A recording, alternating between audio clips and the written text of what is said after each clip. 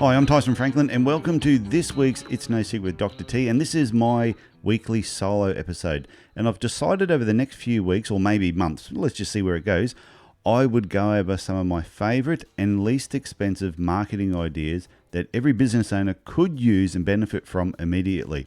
Also, I want these marketing ideas to be easy to implement and have no major financial barriers, so there's really no excuse to not at least give them a go and try them out. And give me your feedback.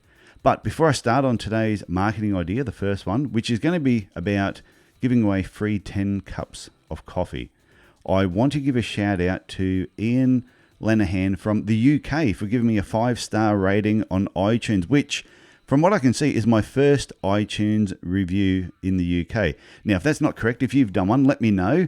I'll track it down and I'll read it out on here. So let me give you a read of Ian's review. It was titled Manna for the Gods. I'm not sure what that exactly means, but anyway, it says, "Thank you so much for the great info and inspiring podcast. You have helped me so much with my career and family life.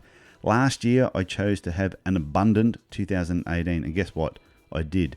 This year, I have chosen to have a peaceful 2019. Guess what?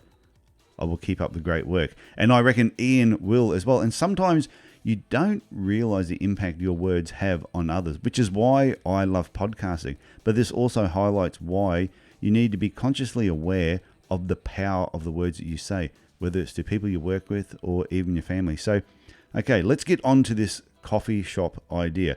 First, what you need to do, well, let's go back. This is titled 10 Free Cups of Coffee. So first, you need to identify a coffee shop in your area that serves coffee to the type of people you would love to have as clients and attract to your business. It doesn't need to be super close, but also you don't want the coffee shop to be too far away. And if you're set up in the city, you probably find there's a lot of coffee shops very close by to your business. Before starting this tactic though, you need to know the type of client you would like to attract, which is what they call your perfect client avatar. But that's a whole different topic altogether. And I'm almost certain I've spoken about that before. And if I have, I'm going to put a link in the show notes so you can go and listen to that. But for simplicity, let's just say you want to attract more female clients between the ages of, say, 25 to 35 who look like they take care of themselves physically. So let's just use that as a basic criteria. Once you know who you want to target and the coffee shop where they hang out, contact the manager or the business owner and ask if you can sponsor the first 10 cups of coffee for the day. Or it might be the first 10 cups of coffee after 9:30 a.m.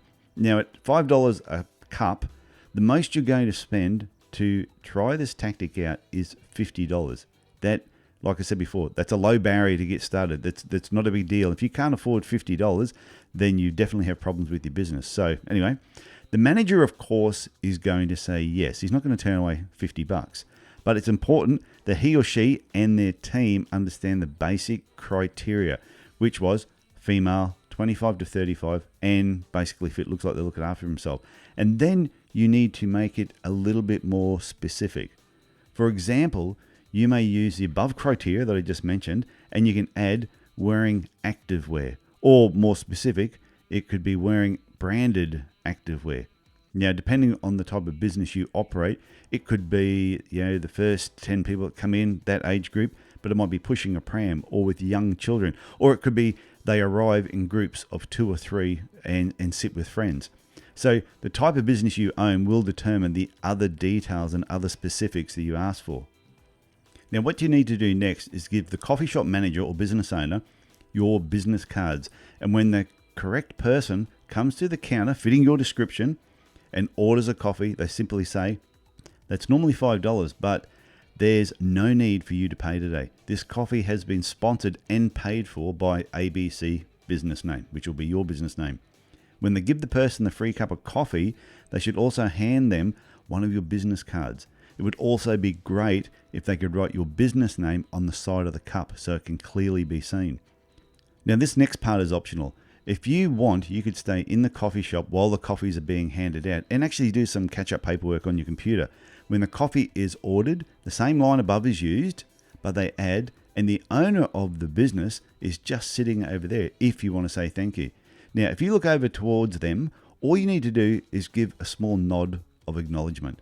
They look at you, you look at them, and just give them a nod so you know that they know that you're there.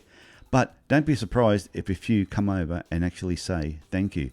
Because this is such an unusual experience for the coffee shop customer, they will talk about it for the rest of the day. And if they work in an office, you can only imagine how many people they will tell.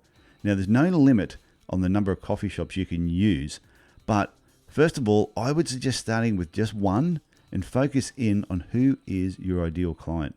You need to get this right so you can attract the right people to your business and get the best bang for your $50. Also, if you plan on doing this multiple times, you'll probably find the coffee shop owner may give you a small discount on the cups of coffee or give you a free cup of coffee yourself. So 10 cups of coffee could actually cost you less than $50. Or you may get more than 10 cups for the same price. He might give you a bonus cup. Now, if you have any questions about this marketing idea, please email me, tf@tysonfranklin.com. Or if you try it out, you test it, I would love to hear what results you got, and I'd love to share it on an upcoming episode. So sometimes the best marketing ideas are the simplest ideas, and I think this is one that really fits that category of simplicity. So before I go, if you're a podiatrist in the health industry or just interested in cross-learning from other professions, come and check out my other podcast called Podiatry Legends Podcast. There is some great information being shared over there, which I think everybody can learn something from. So that's it from me. Look after yourself, look after your family, and I will talk to you again next week. Bye for now.